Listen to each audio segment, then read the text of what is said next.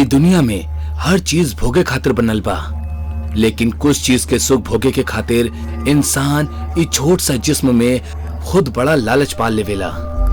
वो भूल जावेला कि लालच एगो बुरी बला बा, बहुत ही बुरी बला। भाई हमार पटवारी से बात भइल रहे, उस सरकारी सड़क के नक्शा दिखोले बा हमरा के।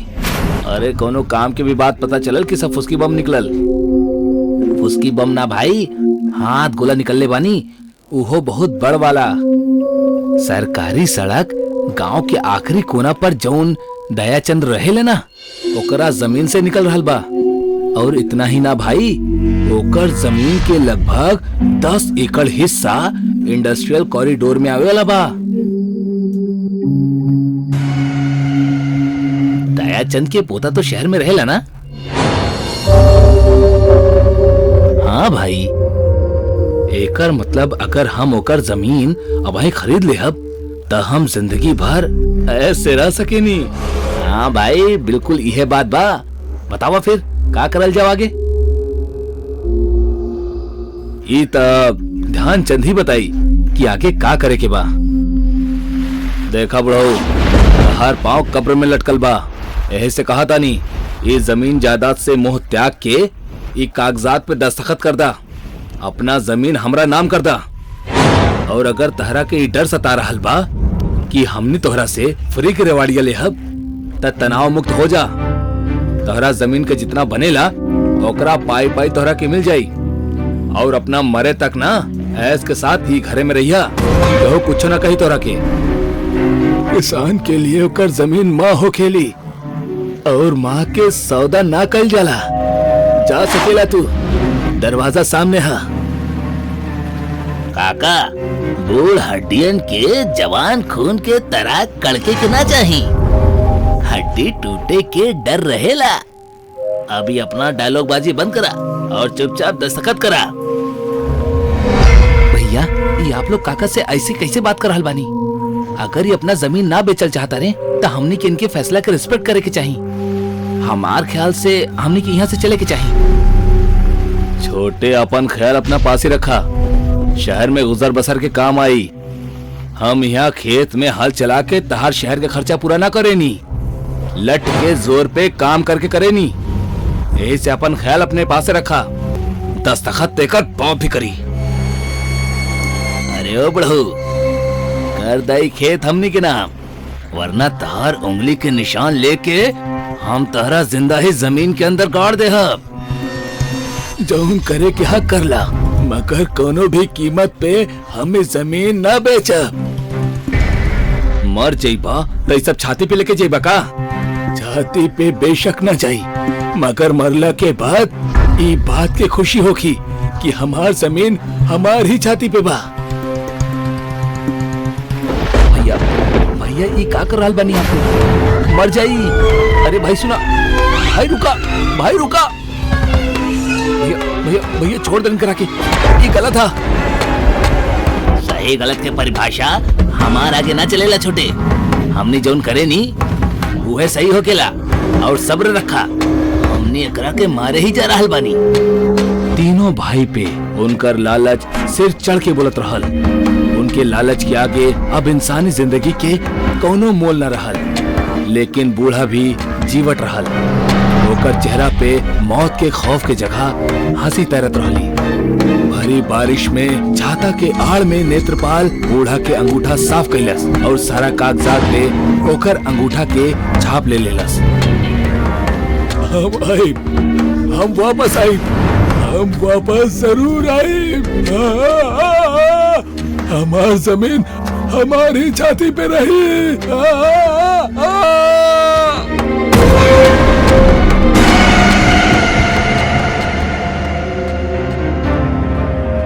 भाई, आज शराब के हर घूंट के साथे दयाचंद के याद आवत रहली। पिछला साल जब ओकर जमीन हथियौले रहनी ना, वो समय यह मौसम रहल।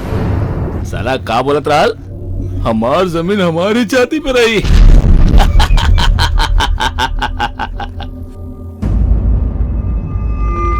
केहू के मार भी दी और ओकर मजाक भिड़ावनी। कितना क्रूर बानी आप लोग।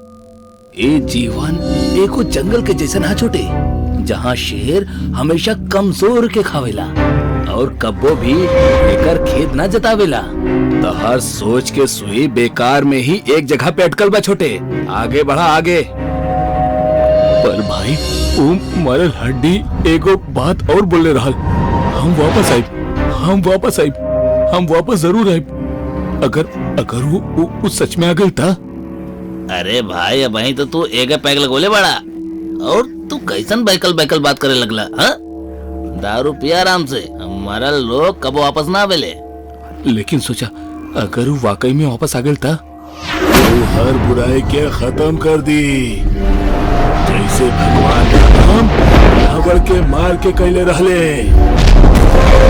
रहनी ना कि हम वापस आई, हम आ गए बानी तू सबके लेवे।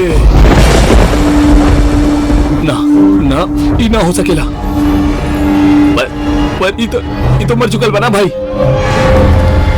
जान बचावे के हाथ भागा।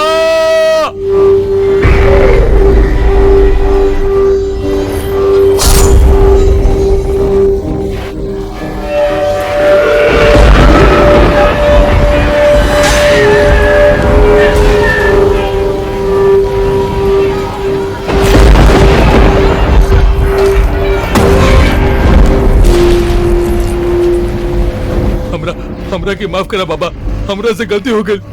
हम आपके पूरा जमीन आपके वापस कर दे। हम आपके और 10 एकड़ जमीन दे दे। बस हमरा के मारी ना। मौत सामने देख के तोरा जैसा सारा लालची खोर इंसान मौत के भी पैसा से खरीदे के कोशिश करेले। पगला, इस सौदा देवे से पहले एक बार ई तो सोच लेवे के रहल, जमीन के ई मरल आदमी अब का करी? बोला का करी?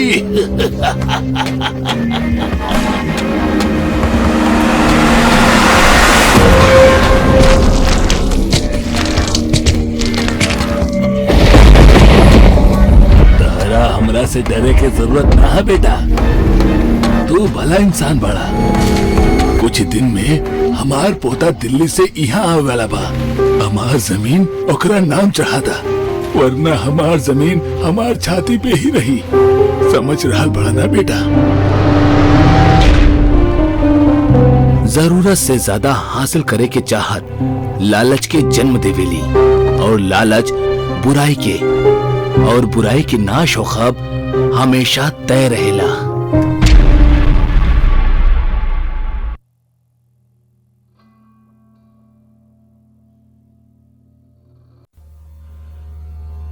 डॉक्टर के भगवान भी कहल जाला।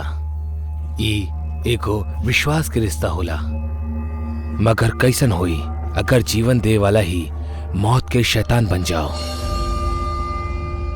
जेकरा अमृत समझनी उहे विष निकल जाओ।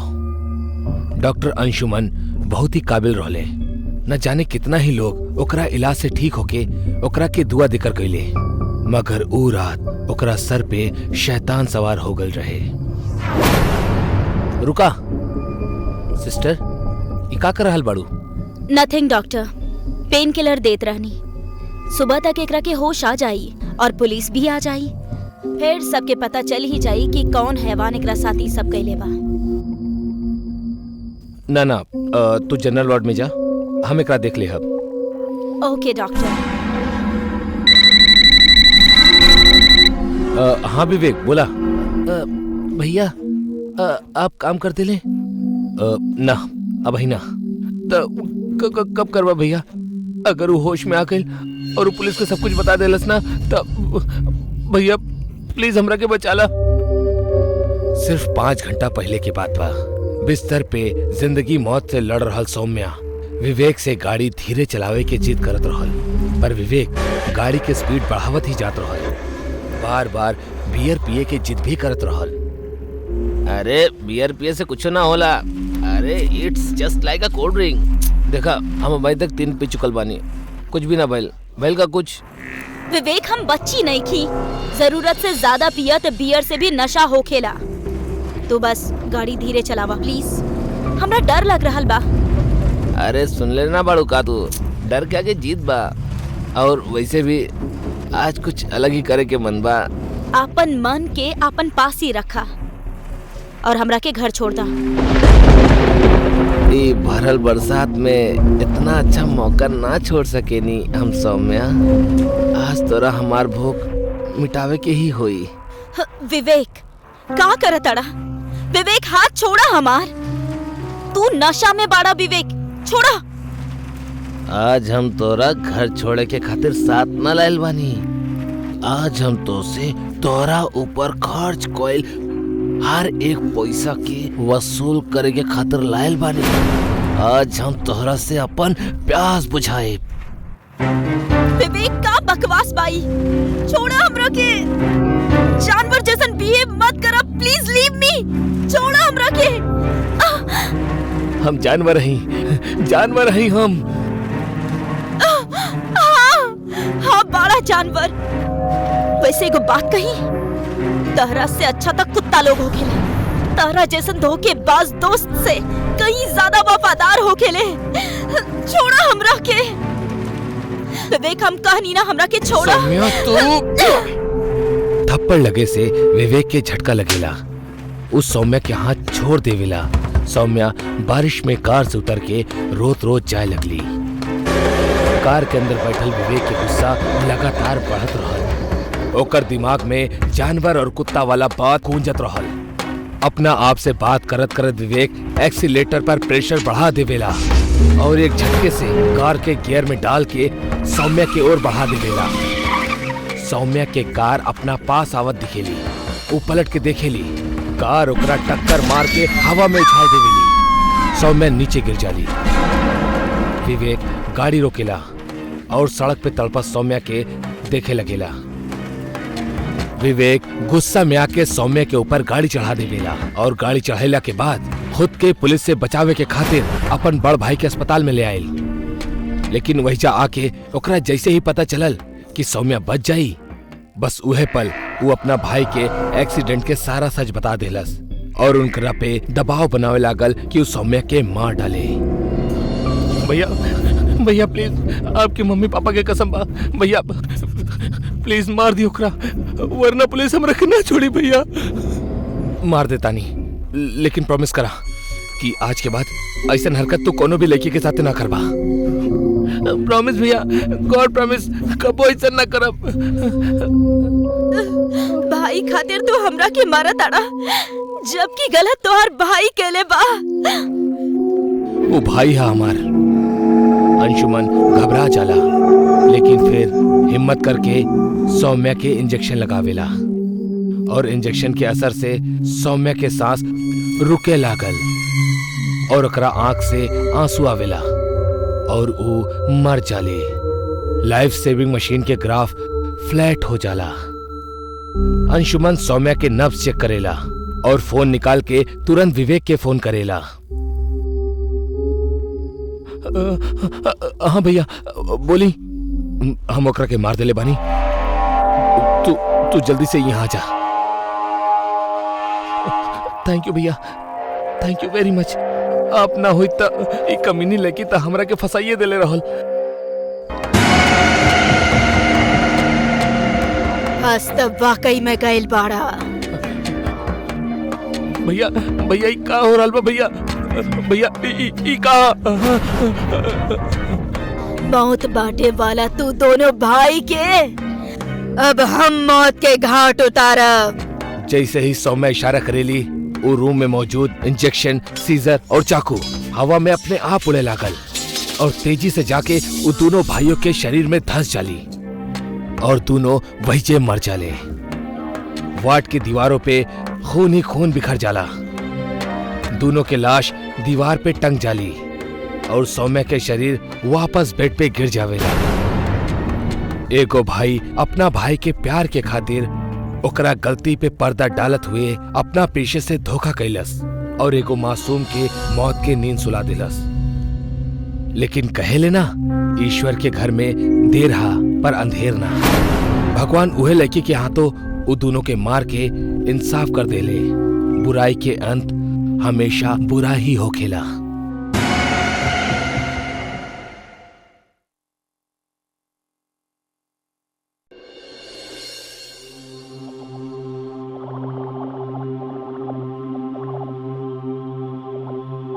हाय ब्यूटीफुल। अरे बबलू तू आवा आवा अंदर आवा। दुनिया के सबसे सबसे खूबसूरत लड़की के हमार तरफ से प्यार भरा happy happy happy birthday. Thank you.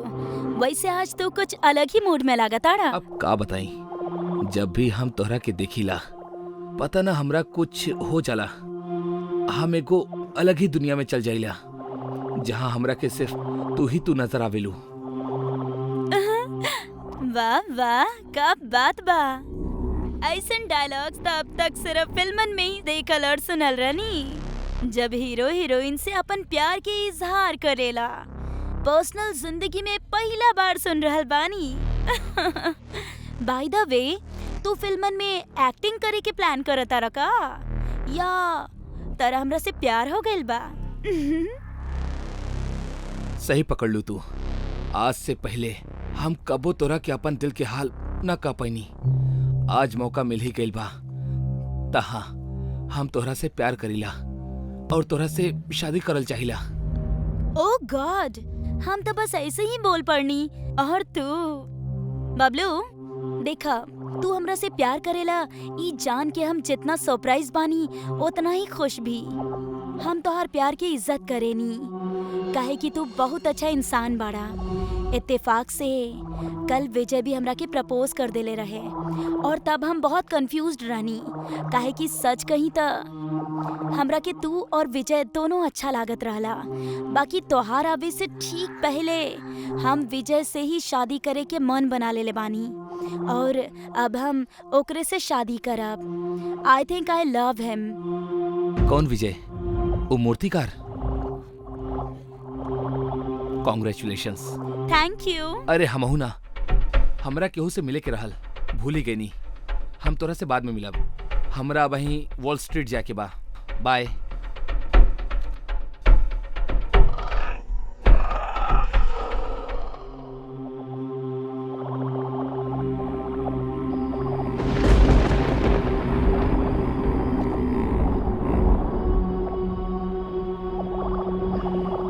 चला भाई, मूर्ति भी बन के तैयार हो गई। थोड़ा देर सूखे देता नहीं, फिर नेहा के जाके ओकर बर्थडे सरप्राइज दे देहब। एकरा के देख के वो बहुत खुश हो जाई काहे कि वो भगवान शिव के सवारी नंदी जी के बहुत पसंद करेली।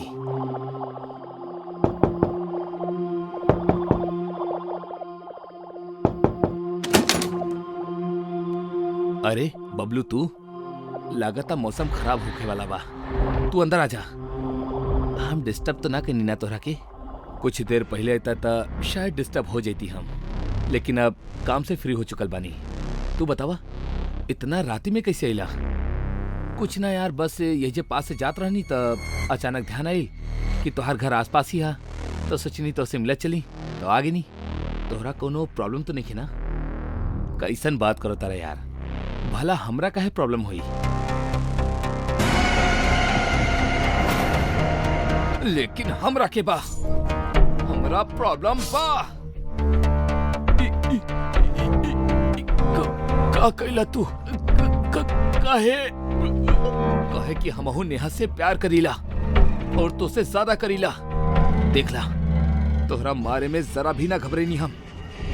तोहरा चैला के बाद नेहा हमार हुई, सिर्फ हमार हुई।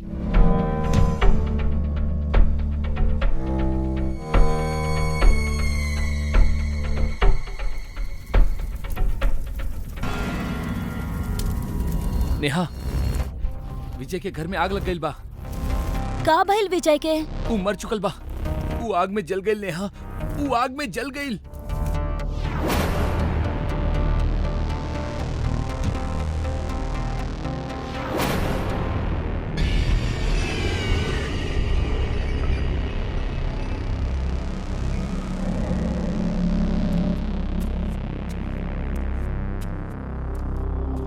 कैसन घर है, एक भी पैसा ना मिला ले जा। लागत घर के मालिक बहुत कंजूस है। मूर्ति के अलावा कुछ नजर ना आ रहा बा। खैर कोनो बात ना, ये मूर्ति के ही बेच के पैसा बना ले। अब ये वाला मूर्ति तो बहुत खूबसूरत बा और सबसे अलग भी।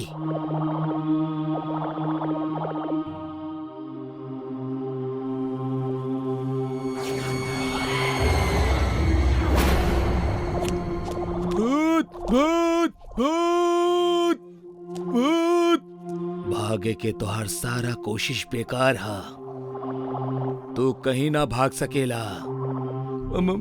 हमरा के छोड़ दा। जी गलती हो गई हमरा से। आज के बाद हम कहीं कभी भी चोरी ना करब, कबो ना। अगर तोहरा के जिंदा रहे के बा तो हमारे को काम कर दा। एको का हम तो आपके 100 काम कर दे। अब बस हमरा के छोड़ दा। तो फिर ये मूर्ति ले जाके बिजनेसमैन बबलू के दे दा। अगर ना देबा तब मारा जाइबा। आप चिंता मत करी, हम वहीं जाके देखे होता नहीं।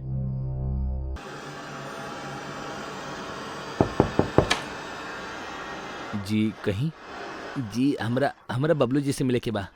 हम ही बानी बबलू। बोली। बहुत अच्छा सर हमार कंपनी के तरफ से फोन नंबर के जरिए लकी ड्रॉ करवाल गल रहे सर, जेमे आपके नाम आइल बा। यही से आपके बिल्कुल फ्री गिफ्ट दिहल जा रहल बा। ई रहल। Oh thank you.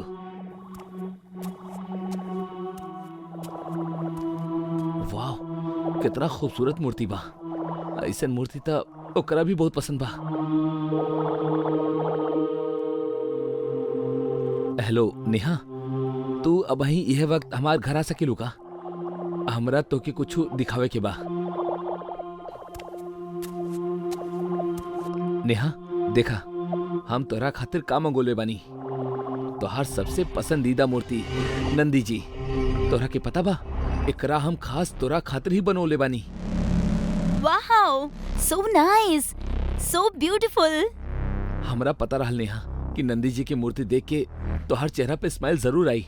यह स्माइल देखे के खातिर हम न जाने कब से तरसत रहनी। नेहा जाए वाला तो चल गई, अब ओकर बारे में सोच सोच के इस जिंदगी की ऐसा खराब करब सही है का?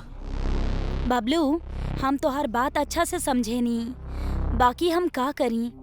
हम विजय से प्यार करेनी और जब तक हम जिंदा बानी ओकरा सिवा केहू और के बारे में सोच भी ना सकेनी। जिंदगी बहुत बड़ा नेहा, एक ऐसे बर्बाद मत करा। आखिर तू कब तक ऐसे गम के साये में अकेले तड़पत रहबू? हाँ, हमसे तुम्हारी हालत देखल न जाला। अगर तोरा के सही लगे तो हम तोहार दुख अपना साथे शेयर करल चाहता नहीं।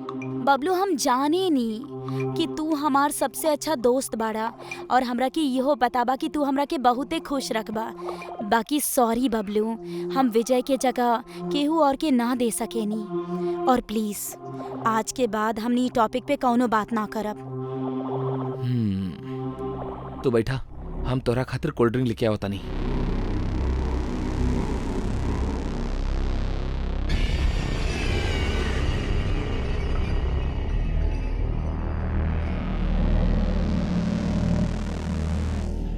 जौन चीज हमरा प्यार और प्रार्थना से ना मिलेली नेहा, ओकरा हम साम दाम दंड भेद से हासिल कर लेला।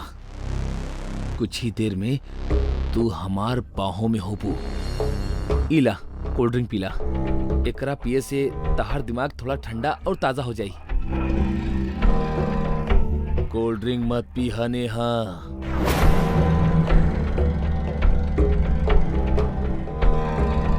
क्या सामने आवा। नेहा, ई बबलू तोहरा गिलास में बेहोशी के दवाई मिलौले बा।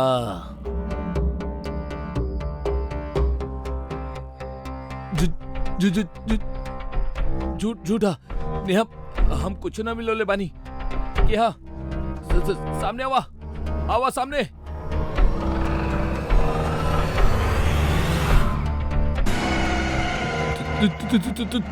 तू का बात है?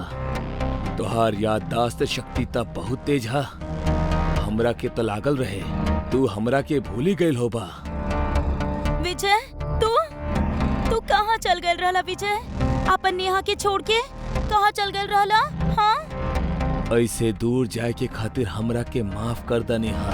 तोहार जन्मदिन में तोहफा के खातिर हम तोहार खातिर नंदी जी के यही मूर्ति बनोले रहे, लेकिन तोहरा से मिले से पहले ही एक कपटी धूर्त धोखेबाज दोस्त कहे वाला नीच इंसान हमरा मार के हमार घर में ही आग लगा देलस।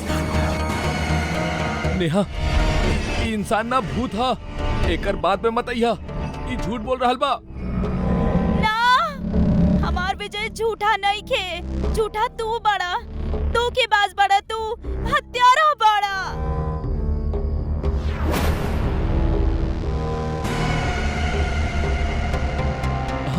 हाँ, हम हत्यारा बानी और हत्यारा हम तोरा वजह से ही बनल बानी, समझ लू। हम तोरा जान से ज्यादा प्यार कर ले बानी नेहा, लेकिन तू हमरा के छोड़ के कि 2 टके की मूर्ति कार के चुन ले लू। अगर तू हमरा के ना ठुकरा ले हो तू और हमरा से शादी कर ले हो तू, तब विजय के मरे के ना पड़त, समझ लू। तू बनौले बाड़ू हमरा के हत्यारा। विजय बचावा हमरा के, बचावा विजय। खबरदार, अगर आगे बढ़ लता हमें करा के मार दे। हम चला जा यहाँ से, चला जा। तू एको आत्मा के धमका रहल बड़ा, हंस कर रहल बड़ा। चला जा यहाँ से, ना तो हम सच में करा के मार दे। हम वो दिन तक तू हमरा के धोखा से मार देले रहला कमीना, लेकिन आज तू केहू के ना मार पाइबा।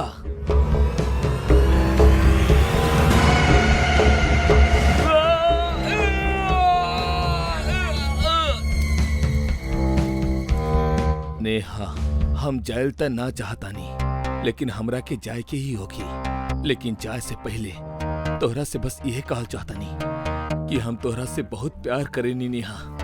हमो तरह से बहुत प्यार करेनी Vijay. I love you too. तोहरा बिना हमार जीवन के कोनो अर्थ नहीं खे। हमो तरह साथे चलब विजय। अगर ओकरा खातिर हमरा मरे के भी पड़ल ना, तो हम मरब, और मरे के बाद हमनी दोनों अपन दुनिया में खुशी खुशी साथे रहब। ना नेहा, आत्महत्या करब पाप होखेला। तू ई पाप मत करा, वादा करा। तू जीबू, तू हमार खातिर जीबू, वादा करा नेहा। अगर तू ये चाहेला विजय तो ठीक बा, हम जियब, खुश रहिया।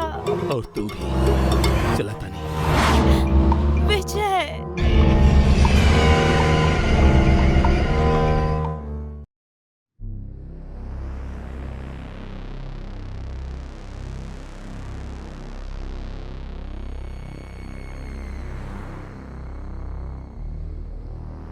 अरे बहू, सुदीप के फोन आयल रहे कि ना?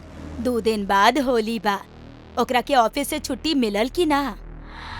अभी तक तो ना मिलल माँ जी, बाकी वो बॉस से बात कैले बाड़े।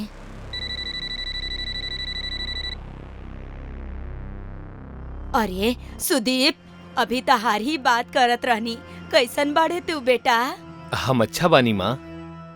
तहार छुट्टी के का भइल? बहू बतावत रहली कि तरह के छुट्टी ना मिलल। उहे बतावे खातिर फोन कैले बानी माँ।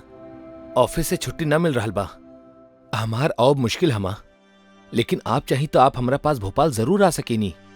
आपके तो हमरा पास आवे के खातिर केहू के छुट्टी की अर्जी भी ना देवे की बा। हम अपन घर छोड़ के कहीं ना जाए वाला बानी।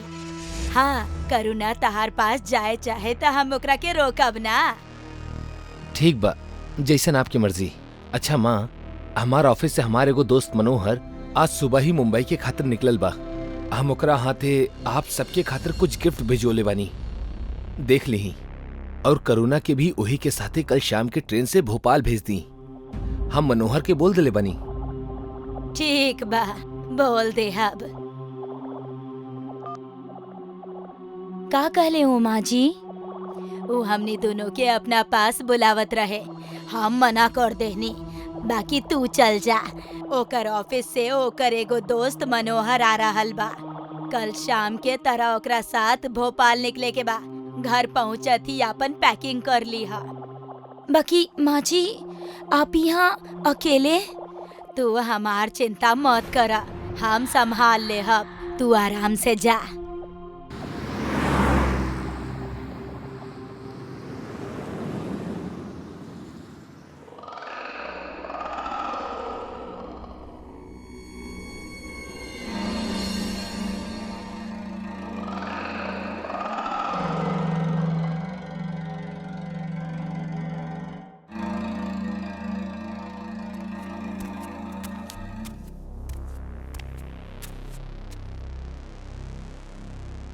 माँ, माँ, माँ,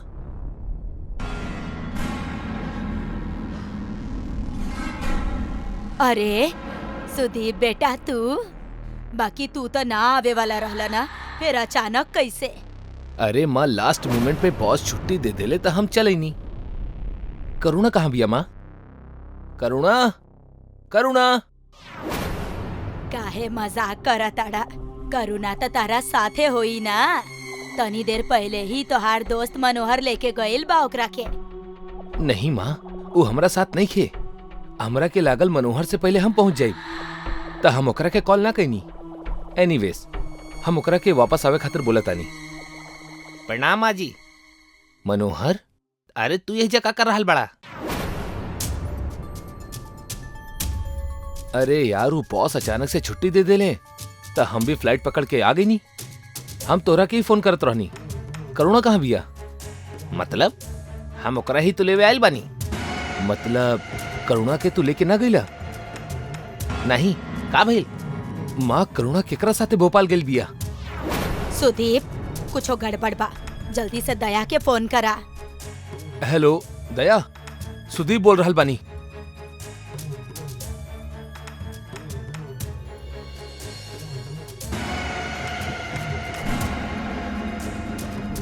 भाई, आपके केहू फिरौती खातिर कॉल केले बा या धमकी खातिर? ना छोटे, ऐसन कोनो कॉल ना आइल बा। दया, तू कैसे भी करके अपन भाभी के जल्दी से ढूंढ निकाला।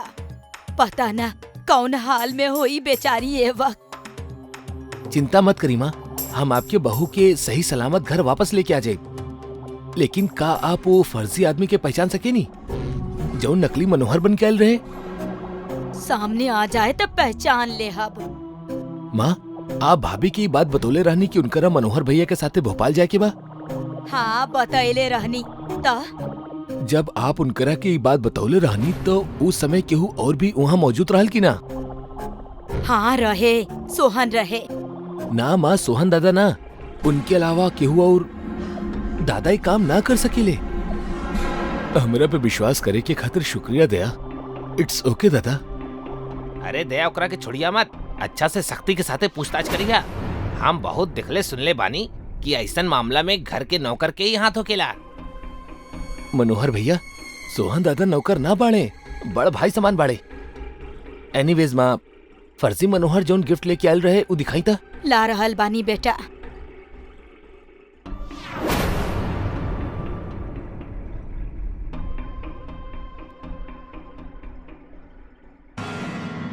ई ले रहे ऊ।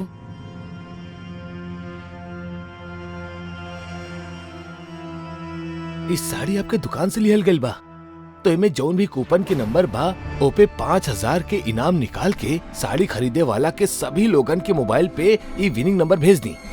जे भी ई इनाम के लेवे आई ता हमरा के इशारा कर दी।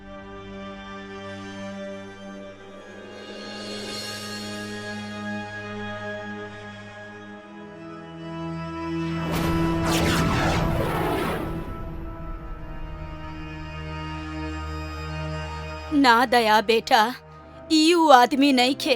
टेंशन मत ली माँ, ई ऊ आदमी ना हा ता का भेल? जाई ई उहे आदमी के पास। चला भाई, वो बाइक के पीछे चला, जल्दी चला।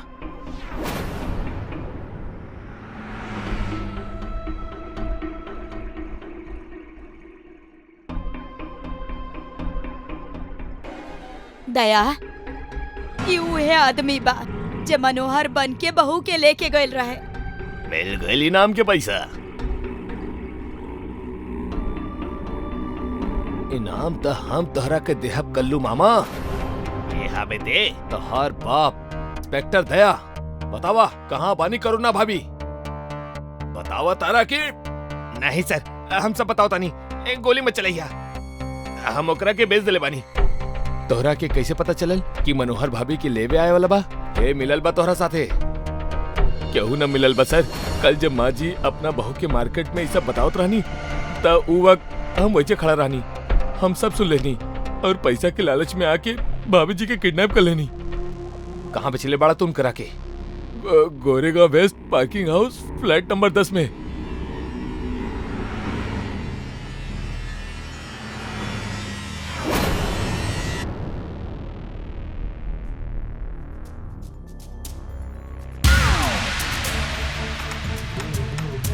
बस करा सेठ जी, अब वहीं के खातिर इतना ही बहुत बा। बाकी के कपड़ा हम पुलिस स्टेशन में उतार दे। अब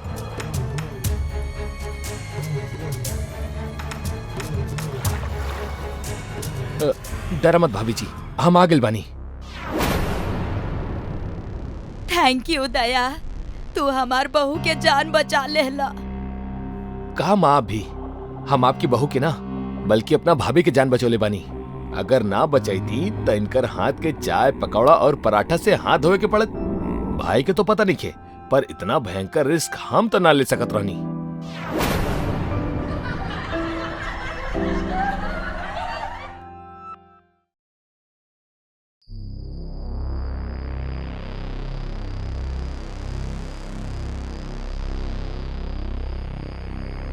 माँ, हम कोचिंग क्लास खातिर जा रहल बानी।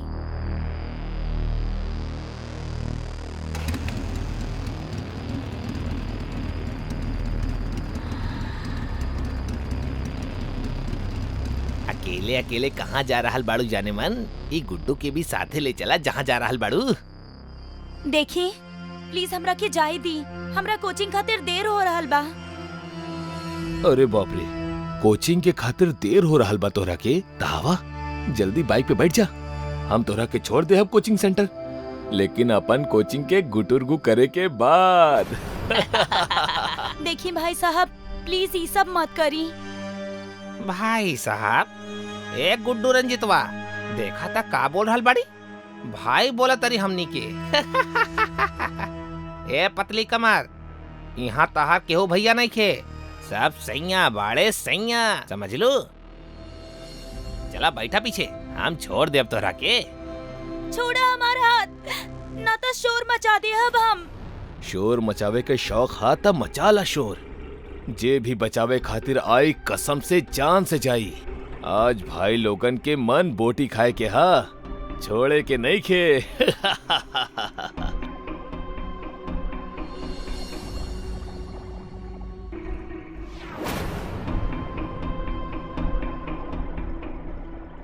अरे जान, कम से कम इतना बतावत जा कि कोचिंग से वापस कब तक आईबू?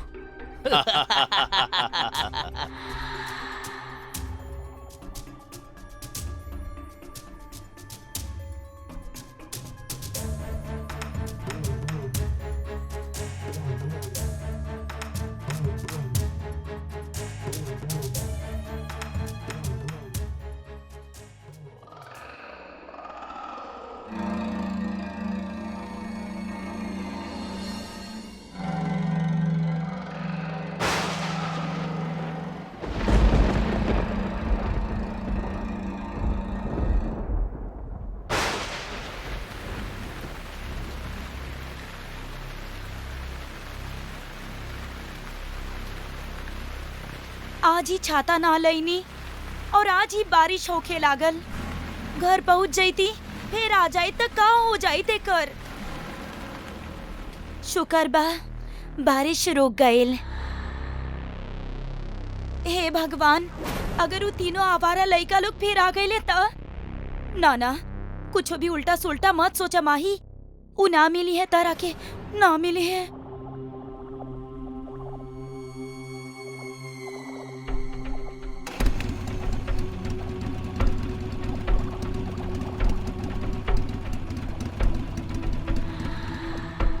कहले रहनी तोहरा के आज बोटी खाए के मन हा, खाए बिना हम कहीं न जाए वाला बानी। अरे जाने मन, घबरात काहे बाड़ू?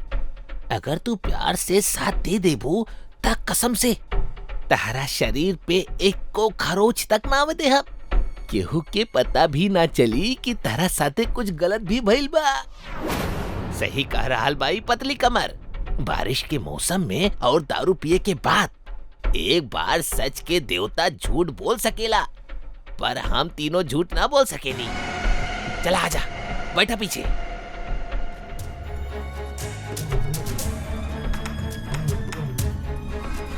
ए रुक, पकड़ो करा के।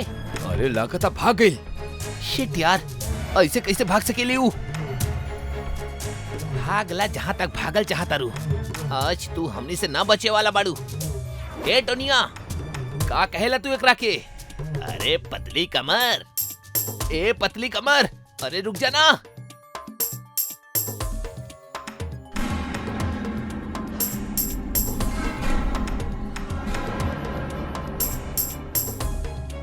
हमार नाम मधुबा, मधुबाला। हमार नाम माही बा।